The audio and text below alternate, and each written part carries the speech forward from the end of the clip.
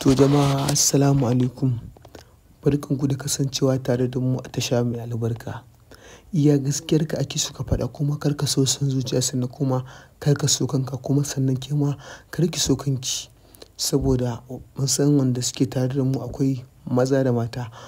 A cikin wayannan mawaƙan guda uku ku faɗa mana gaskiya wanda mawaƙi ne yafi burge ka kuma wanda mawaƙi ne kake jin daɗin waƙarsa idan yayi waƙa kake jin duk duniya kawai ya gama biyan ka. Ka zaɓi gwaninka. Shi ne za mu tabbatar da tabbas kana da gwani ƙwaya ɗaya. Kar ka ce za ka zaɓi Naziru alhalin ba Naziru kake so ba sannan kuma kar ka ce za ka zaɓi Tijjani Gandu alhalin ba shi kake so ba. Kuma kar ka zaɓi Dauda Kahutu rana daga baya ka ce ba shi kake so ba. Hakan ne yasa mutanen suke ta zaɓa ta ɓangare bisa yadda kowa ke nuna ga gwaninsa kuma kowa ce ya zaɓi gwaninsa. So ake ka ɗauki guda ɗaya ko kuma so ake ki ɗauki ke ma ƙwaya ɗaya gwaninki. Ki ɗauki gwaninki ko kuma kai ma ka ɗauki gwaninka guda ɗaya. To mai saurare, idan yanzu kuka shigo tasha mai albarka, ku ci gaba da yi mana subscribing kana ku danna mana alamar ƙararrawa da zarar mun ɗora domin tashar Arewa Blog TV ta ku ci.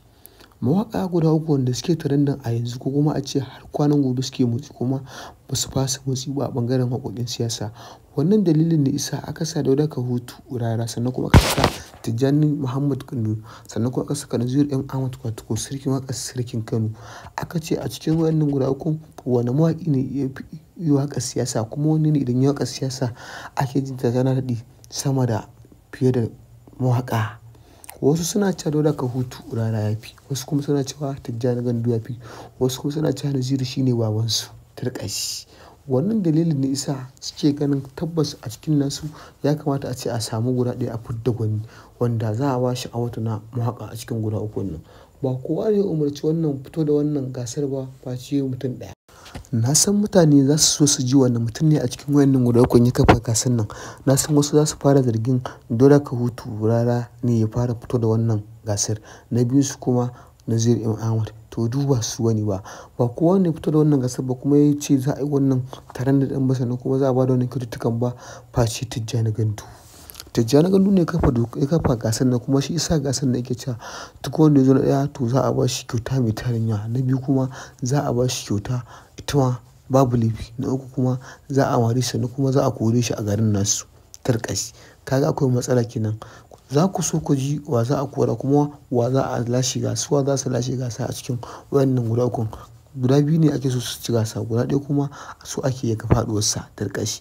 Za ku ji abubuwan da suka fito daga bakin Naziru M. Ahmad da bisa yadda ya fara zarguwa da kansa yake cewa shi ya san wannan abun da kai an yi nadama so ake a tambike shi kuma so ake a kore shi a cikin jihar Kano amma ce ƙarya ne babu uban da ya isa ya kore shi tunda ai su duk ƴaƴan Kano ne sannan kuma iyayensu ƴan Kano ne sannan kuma suna da gado a Kano.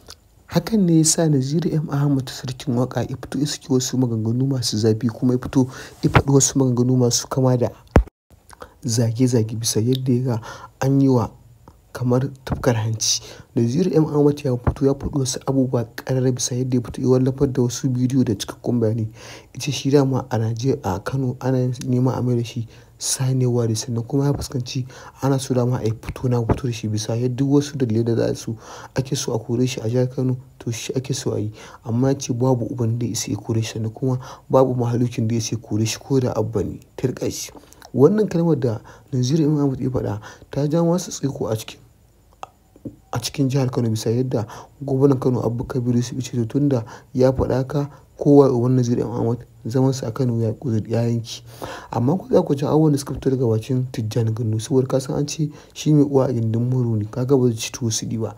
Tijjani Gandu ya dakatar da yunƙurin da aka yanke akan Naziru M. Ahmad ya ba mai girma gwamna haƙuri har gwamna wasu ya samu ya je ya shiga ya ce abin da Naziru ya faɗa tabbas ya tabbatar da Naziru bai adalci ba sannan kuma ya tabbatar da Naziru bai iya magana ba sannan kuma ya tabbatar da Naziru ya aikata kuskure babban kuskure. Hakan ne isa ya ce to tun da ya ka shi da iya riƙowa ɗan uwansa kuma abokin aikinsa wato ko Naziru M. Ahmad alfarma a gurin mai girma gwamna wato ko Abba Kabir Yusuf gwamnan jihar Kano. Abba Kabir Yusuf gwamnan jihar Kano ya fito ya wallafar da maganganu masu zafi akan abin da Naziru M. Ahmad ya faɗa wa Abba Kabir din amma ya ce dole sai an mai tara mai mugun sannan kuma sai an kafa masa wasu dokoki wanda in yana so ci gaba da waƙa.